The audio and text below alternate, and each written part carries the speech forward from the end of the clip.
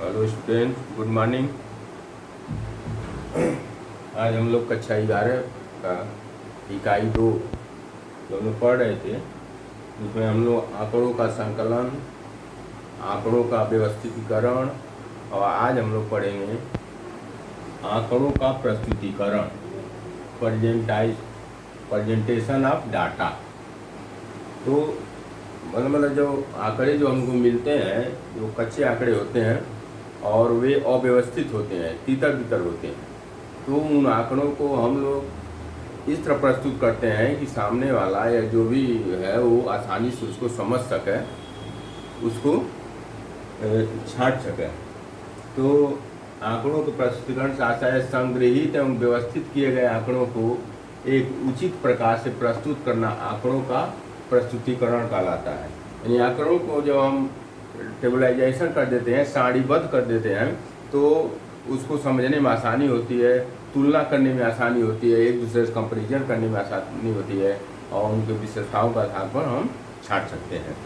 तो आंकड़ों के प्रस्तुतिकरण के प्रकार, मतलब कितने प्रकार से हम आंकड़ों को प्रस्तुत कर सकते हैं, तो उसमें होता है पहला है पाठ विषयक या वर्णनात्मक प्रस्तुतिकरण और दूसरा है आंकड़ों का सारणीबद्ध प्रस्तुतिकरण।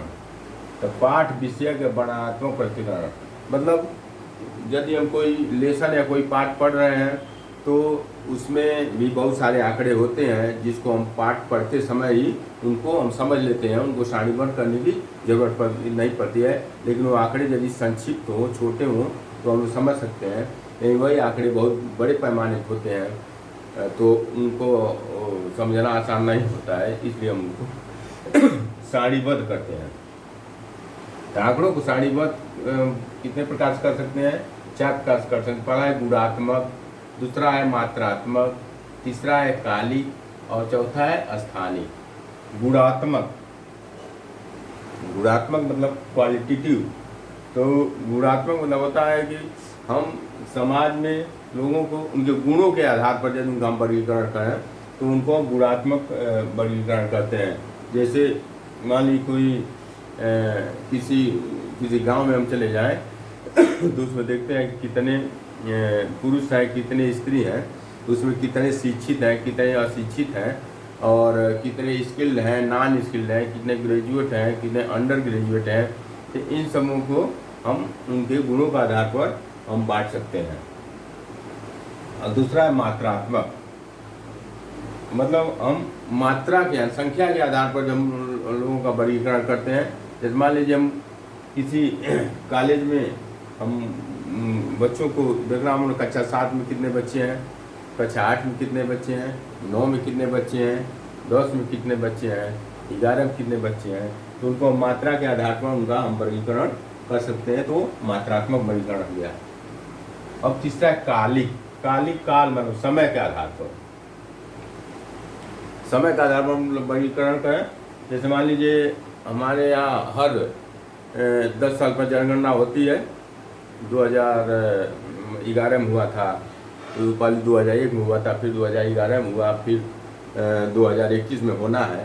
तो इन सनों में कितनी जनसंख्या बढ़ी, कितने बच्चों की जनसंख्या बढ़ी, कितने लोगों शिक्षित हुए, कितनी हमारी विकास दर बढ़ी, इस समूह का जब हम उनको काल या समय के आधार पर वर्गीकरण करते हैं तो कालिक होता है। दूसरा होता है स्थानिक, मतलब स्थान के अनुसार। जैसे मान लीजिए हम किसी विश्वविद्यालय में बच्चों को देखें तो मतलब कितने बच्चे पढ़ते हैं, महाराष्ट्र कितने बच्चे पढ़ते हैं, आंध्र प्रदेश कितने बच्चे पढ़ते हैं, यूपी के कितने बच्चे पढ़ते हैं, बिहार के कितने बच्चे पढ़ते हैं। तो इनके स्थान के आधार पर जब इनका हम वर्गीकरण करते हैं तो स्थानिक वर्गीकरण हो जाता है। अब इसके बाद है सारणीयन या टेबुलेशन। सारणीयन आंकड़ों को खानों और पंक्तियों में प्रस्तुत करने की एक विधि है जिसे आंकड़ों की विशेषताओं का स्पष्ट किया जाता है। सारणीयन में टेबुलेशन जो होता है, जैसे देखिए ये हॉरिजॉन्टल है, वर्टिकल है। तो हॉरिजॉन्टल और वर्टिकल जब हम संख्याओं को उसमें रखते हैं तो वही सारणीयन की एक विधि है। जैसे इसको हम कहते हैं रो और कॉलम में जब हम संख्याओं को रख देते हैं तो वही एक सारणीयन विधि है। सारणीयन आंकड़ों को खानों और पंक्तियों में प्रस्तुत करने की विधि है जिसे आंकड़ों की विशेषताओं को स्पष्ट किया जाता है। इसमें देखो जैसे हम देखते हैं 0 से 20 के बीच नंबर पाने वाली संख्या कितना है, 10 है। 20 से 40 नंबर पाने वाले बच्चों की संख्या 30 है। 40 से 50 नंबर पाने वाले बच्चों की संख्या 40 है। 50 से 60 नंबर के बीच नंबर पाने वाले बच्चों की संख्या 45 है। 60 से 80 अंक पाने वाले 60 से 80 अंक के बीच पाने वाले बच्चों की संख्या 100 है। और 80 से 100 के बीच पाने वाले बच्चों की संख्या 40 है। तो इनको हम अगर इस तरह से आसानी से हम इनको हम ज्ञात कर सकते हैं कि 40 नंबर पाने वाले बच्चे कितने हैं या 80। यही जब तितर बितर होता है तो उनको हमको ढूंढने में कठिनाई होती है। तो सारणी के प्रकार हैं उद्देश्य के आधार पर सारणियाँ। तो उद्देश्य के आधार सारणी में समान उद्देश्य वाली सारणी और विशेष उद्देश्य वाली सारणी। तो ये सारणी जो है समान उद्देश्य वाली है। उसके बाद एक समान उद्देश्य सारणी, एक विशेष उद्देश्य वाली सारणी होती है। जिस विशेष उद्देश्य वाली सारणी में कोई सारणी किसी विशेष उद्देश्य से बनाई जाती है। जैसे मान लीजिए इस समय कोविड चल रहा है, कोविड के लिए हमको एक सारणी बनानी हो कि मतलब एक महीने प्रत्येक दिन कितने मरीजों की संख्या बढ़ रही है और कितने मरीज ठीक हो रहे हैं। तो इस तरह हम डे बाई डे बना के पूरे महीने का आंकड़ा निकाल सकते हैं कि इस महीने में मतलब कितने मरीजों की मृत्यु हुई, कितने मरीज ठीक हुए और कितने मरीज इससे प्रभावित हुए। ये भी किसी विशेष उद्देश्य से सारणी बना रही है तो विशेष उद्देश्य वाली सारणी होती है। अब सारणी के प्रकार, उद्देश्य के आधार पर सारणी हो गया और रचना के आधार पर सारणी। रचना के आधार पर सारणी जब बनाते हैं तो एक सरल सारणी होती है, एक जटिल सारणी होती है। ये जो सारणी है सरल सारणी है। अब जटिल सारणी में जब जटिल सारणी बनती है तो उसमें इसी सारणी में जैसे मान लीजिए छात्रों की संख्या है तो छात्रों की संख्या को हम बांट देंगे, इसमें कितने छात्र हैं और कितनी छात्राएं हैं। तो इसमें थोड़ा जटिल सारणी हो गई। तो अब देखें 0 से 20 के बीच विद्यार्थियों की संख्या 7 छात्र हैं और 3 छात्राएं हैं। तो दोनों का हो गया 7 3 10 हो गया। 20 से 40 नंबर के बीच 20 छात्र और 10 छात्राएं हैं, इनका योग हो गया 30। 40 से 60 के बीच 32 छात्र हैं और 8 छात्राएं हैं, तो इन दोनों का जोड़ हो गया 40। 60 से 80 के बीच पाने वालों की संख्या है, नंबर पाने वाली संख्या है, छात्र हैं 65 और छात्राएं हैं 15, तो ये 80 हो गया।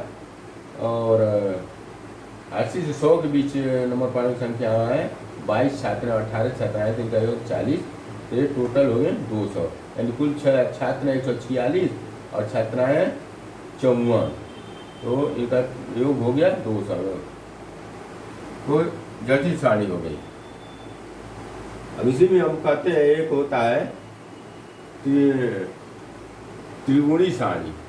त्रिगुणी सारणी मतलब हो गया, अब इन छात्रों में भी ये जो छात्र हैं इनको भी 2 वर्गों में बांट देंगे, कितने विवाहित हैं कितने अविवाहित हैं। छात्राओं में भी हम देखेंगे कितने विवाहित और कितने अविवाहित हैं। तो अब इधर हम देखें, अब देखिए 0 से 20 के बीच हैं छात्र हैं 7, जिसमें 2 विवाहित हैं 5 अविवाहित हैं।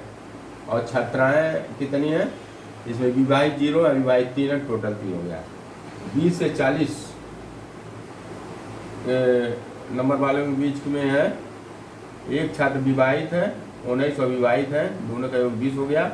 और छात्राएं एक विवाहित है और 9 अविवाहित है। इसमें विवाहित और अविवाहित हम सबको बांट देना है और फिर इनका टोटल कर देना है। और इसमें एक बहुगुणी सारणी होती है, इसी को थोड़ा हम और आगे बढ़ा देंगे, एक लाइन और बढ़ा देंगे, इसमें देखेंगे कि कितने विवाहित छात्र छात्राओं की संख्या क्या है। तो यहाँ 2 विवाहित हैं, यहाँ 0 है, तो 2 हो गया। अविवाहित 5 और 3 8 हो गया। तो फिर इनको हम एक लाइन सारणी और आगे बढ़ा देंगे और उसमें इनको टोटल कर देंगे, तो वो बहुगुणी सारणी हो जाएगी।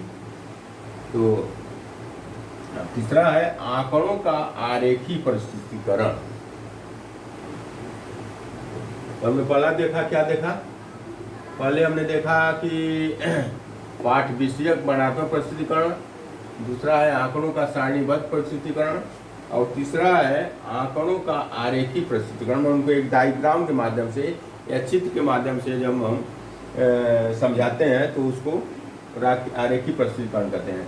जैसे हम यहाँ देखें कि मजदूरी और श्रमिकों की संख्या, जैसे 50 रुपये से 55 रुपये तक पाने वाली मजदूरों की संख्या है 10, 55 रुपये से 60 रुपये पाने वाली मजदूरों की संख्या है 20, 60 रुपये से 65 रुपये पाने वाली मजदूरों की संख्या 40, 65 से 70 रुपये पाने वाले मजदूरों की संख्या 25 और 70 से 80 रुपये पाने वाले मजदूरों की संख्या 32 है और 80 से 100 पाने वाले मजदूरों की संख्या 24 है। इसमें एक चीज़ ध्यान देना है कि इसमें देखो 50 से 55 में इसका जो अंतर है 5-5 का है, 5-5 5-5 यहाँ अंतर 10-10 का हो जा रहा है। इनको हम एक साड़ी और बनाते हैं। दोनों जैसे 50 से 55 के बीच की संख्या 5 है, तो 5 में 5 का भाग देंगे तो 1 हो गया, 1 का फिर 10 में भाग देते हैं तो यहाँ 10 आ गया। फिर 55 से 60 वही अंतर है 5/5, तो 1 का भाग 20 हो गया। 60 से 65 इसमें भी 5 का अंतर है तो 5 में 5 का भाग देंगे 1, फिर 1 का 40 में 40 होगा। लेकिन यहाँ देखिए 65 से 70 यहाँ भी 5 है, यहाँ 70 से 80 यहाँ 10 का अंतर है, लेकिन हमको वर्गांतर चाहिए 5, तो 70 से 80 का अंतर 10 हो गया, 10 में 5 का भाग देंगे 2 हो गया, और 2 का जब हम 32 में भाग देंगे तो क्या हो जाएगा 16, यहाँ आ जाएगा 16। इसमें 80 से 100 संख्या 20 है, तो 20 में 5 भाग देंगे, 5 चौक को 20 4 आया, और 24 में हम जब 4 का भाग देंगे तो 4 छक्के 24, यानी कि हम अब इनको सबका 5-5 का अंतर आ जाएगा। तो हम डायग्राम बनाएंगे, इस पर हम दिखा रहे हैं श्रमिकों की संख्या, यानी 0, 5, 10, 15, 20, 25, 30, 40। इस पर हम दिखाएंगे मजदूरी, जैसे 50, 55, 60, 65, 70, 80, 90, 95, 100 हो गया। तो इसमें हम देखेंगे कि 50 से 55 रुपये मजदूरी पाने वाली संख्या कितनी है 10 है, तो 50 तो यहाँ लाएंगे और ये 55 यहाँ आ गया कि इसको ऊपर बढ़ाएंगे और 10 पर लाएंगे, तो ये डायग्राम बन गया। और 55 से 60 पर 20 है, तो 55 को ऊपर बढ़ाएंगे, 20 पर लाएंगे और 60 वाले को ऊपर बढ़ा देंगे, ये हो गया 55 60 20 हो गया। 60 से 65 तो 60 को ऊपर बढ़ाएंगे, 60 से 65 40 है ना, तो 60 के ऊपर बढ़ा कर ला देंगे 40 और फिर 65 को इधर मिला फिर नीचे मिला देंगे, ये 40 हो गया। इसी प्रकार 65 से 70 हमारा है 25, तो 65 60 65 हो गया, ये इसको हम 25 पर लाएँ। 70 से 80 क्योंकि यहाँ 10 का अंतर है, तो इसने हमने 5 का भाग दिया 2 और 32 2 16, तो जो 70 से 80 वाले को 16 पर हम लाएंगे, 70 से 80 वाले को 16 पे यहाँ पर, और 80 से 100 वाले को 6 पर, यहाँ देखिए 80, यहाँ देखिए 5-6 पर आ जाए। ये हमारा आयत चित्र बन गया इसका। इस पर आयत चित्र हम बना देते हैं, जिसमें आप देखते हैं क्रिकेट मैच होता है तो उसमें भी इसका बड़ा सुंदर सुंदर सारणी टेलीविजन दिखाता है कि रोहित शर्मा ने कितना रन बनाया, कितना कैच पकड़ा, कितना छक्का पकड़ा, उनका इकानमी क्या हुआ क्या रहा। इस पर जो फिगर के द्वारा जब हम समझाते हैं तो उनको आरेखी प्रस्तुतिकरण करते हैं। तो हम लोगों का ये इकाई 2 अब समाप्त हो गया। धन्यवाद।